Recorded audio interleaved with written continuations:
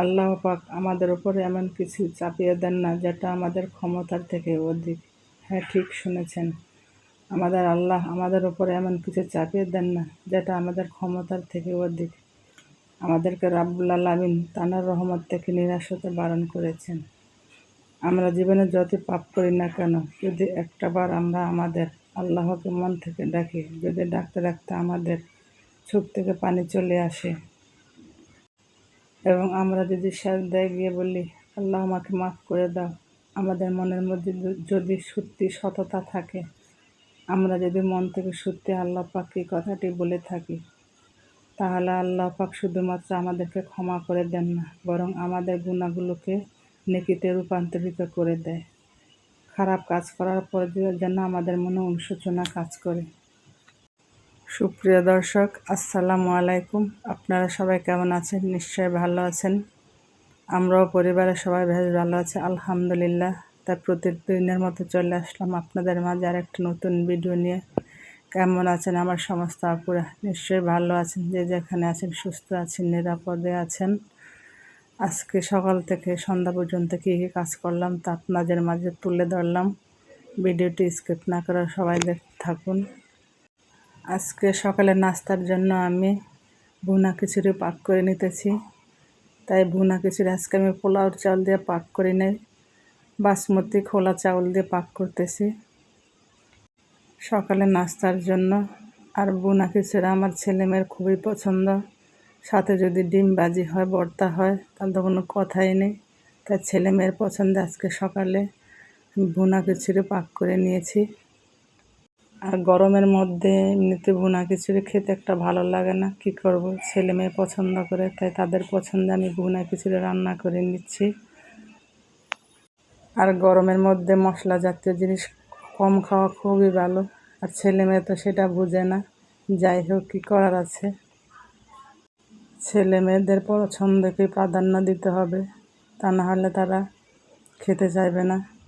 যাই হোক, কথা বলতে বলতে আমি খিচুড়িটা রান্না করে নিয়েছি, আর এখন ডিম ভাজি করে নিচ্ছি। এখন আমার রান্না সব হয়ে গেছে, এখন সকালে তাদেরকে নাস্তা দিয়ে দিচ্ছি। নাস্তার জন্য এদিকে কালকের পেঁয়াজ ভুনা তরকারি ছিল, একটু শুটকির ভর্তা বানিয়েছি, আলুর ভর্তা বানিয়েছি, আর ডিম ভেজে দিচ্ছি। এই তো আমার ছেলেরা খুব মজা করে খাচ্ছে। আর আমার ছেলে মাদ্রাসায় পড়ে, ওর ছুটি মাত্র আর একদিন বাকি আছে, একদিন পরে মাদ্রাসায় চলে যাবে। আমার ছেলে মেয়ের জন্য দোয়া করবেন, আমিও সবার জন্য দোয়া করি। আল্লাহ পাক সবাইকে যাতে ভালো রাখে, সুস্থ রাখে, নিরাপদে রাখে। আর আমার ছেলে মাসে একবার মাদ্রাসা থেকে ছুটি পায়, এর মধ্যে মাসে সপ্তাহে 4 দিন একবার করে দেখতে যেতে হয়। আর আমার ছোট ছেলে সকালবেলা নাস্তা বলতে শুধু বুঝে ডিম ভাজি আর হইলো আটার রুটি। যাই হোক, সকালে নাস্তা করা শেষ। এখন আমার ছেলে দেখেন বারান্দায় আমার ওড়না 2 সাইডে 2 দিকে বান দিয়ে এখন দোলনা খেলতেছে। আর ওই বাসার মধ্যে থাকলে কত রকমের বায়না করে যে কী দিয়ে খেলবো, কী দিয়ে কী করব। যাই হোক, কথা বলতে বলতে এদিকে আমি দুপুরে রান্নার জন্য সব কিছু ধুয়ে রেডি করে নিয়েছি। এখন দুপুরে রান্না বান্না শুরু করে দেব। আর আজকে আমি রান্না করব হলো নদীর ছোট ছোট মাছ, টমেটো দিয়ে, আলু দিয়ে আর লতি দিয়ে চিংড়ি মাছ রান্না করব। আর ছোট মাছ রান্না করলে আমার ছেলে মেয়ে খেতে চায় না, সবাই কাটার ভয়ে খেতে চায় না। আর লতি রান্না করছি, কোনো দিন তো লতি রান্নার পর আমার চুলকায় না, আজকে তো লতি রান্না করার পর ছেলে মেয়ে খেয়ে বলতেছে চুলকায়। যাই হোক, কী করার আছে, তাদেরকে ধমক দিয়ে খাওয়াই নিলাম।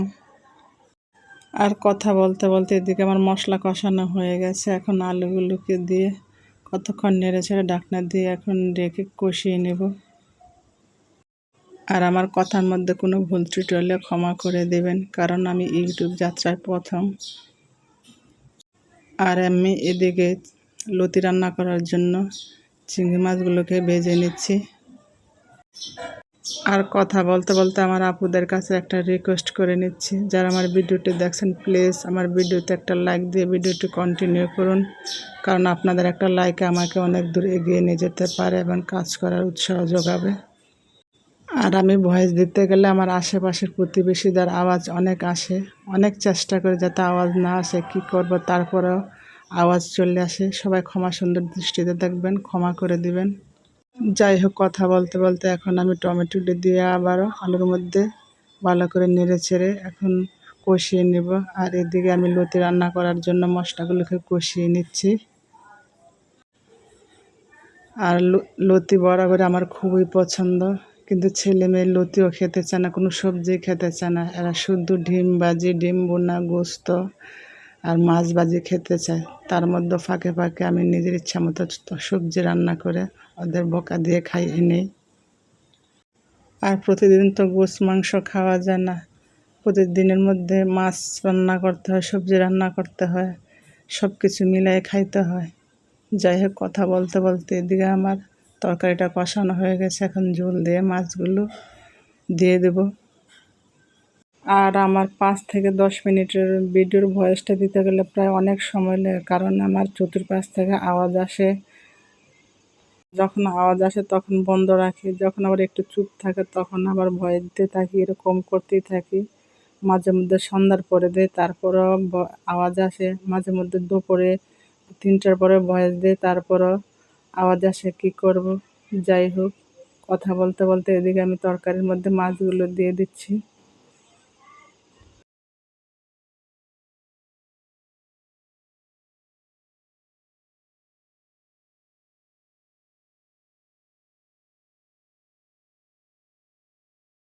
আর কথা বলতে বলতে এদিকে আমার লতি রান্নাটা হয়ে গেছে।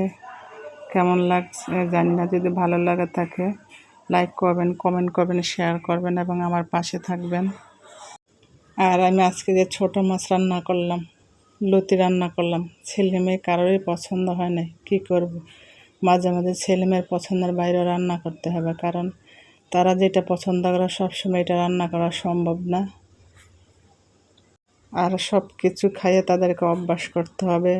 মাছ খেতে হবে, শাক খেতে হবে, সব কিছুই খেতে হবে, খালি গোশ মাংস খেলে হবে না। আর দুপুরে খাওয়া দাওয়ার পরে রেস্ট নিয়ে বিকালে একটু বাইর হলাম।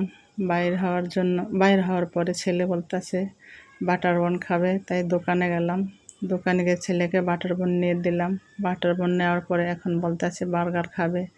আমি বার্গার কিনে দিই নি, কারণ দুইটা একসাথে নিয়ে দিলে একটু একটু হয়ে পরে ওইটার খাবে না, এই জন্য শুধু আমি বাটার বন নিয়ে দিলাম। আর এখন প্রতিদিনে বিকালে বাইর হওয়ার জন্য খুব বায়না করে, তাই ঈদের পরের দিন থেকে বিকেলে একটু একটু বাইরে হয়ে। যাই হোক, কী করার আছে, ছেলে মেয়ে বায়না করলে। আর সারাদিন বাসায় থেকে বাচ্চা খিটখিটি করে, মেজাজ খারাপ করে। আর বাইর হলে, একটু ঘুরতে বের হলে সবারই ভালো লাগে, সব সময় বাসায় থাকলে ভালো লাগে না। ছেলে মেয়ে সবারই ভালো লাগে। যাই হোক, আমার ছেলে বাটার বনটা খেয়ে নিচ্ছে। আর এদিকে একটা ফুলের দোকান ছিল, তাই মনে করলাম যাক ভিডিওতে ক্যাপচার করে নিই, তাই ফুলগুলোকে আমি ভিডিওতে ক্যাপচার করে নিয়েছি।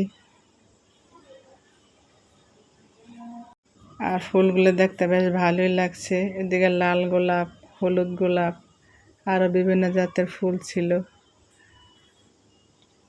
আর বাইরে খুব গরম, বিকেলে বাইরে হলে একটু তাপমাত্রা কমই লাগে। এর মধ্যে 10টার পর থেকে আসর রাত পর্যন্ত প্রচুর গরম, কাজ জরুরি কাজ ছাড়া বাইরে যাই না। আর এদিকে একটা কাপড়ের শোরুমে ঢুকলাম। এর আগেও কিনেছি, তখন পছন্দ হয়েছিল, এখন ঢোকার পর বেশ একটা কাপড় চোপড় মেয়েদের ভালো নাই, শুধু খালি পুরুষের আর বাচ্চা কাচ্চাদের। তারপর যাই হোক, ভিতরে এসি ছিল, কতক্ষণ হেঁটে কাপড় চোপড় দেখছি আর একটু ঠান্ডা হয়ে নিচ্ছি। যাই হোক, কথা বলতে বলতে আমি ভিডিওটি প্রায় শেষ পর্যায়ে চলে এসেছি। অসংখ্য ধন্যবাদ সবাইকে। আল্লাহ হাফেজ, আসসালামু আলাইকুম।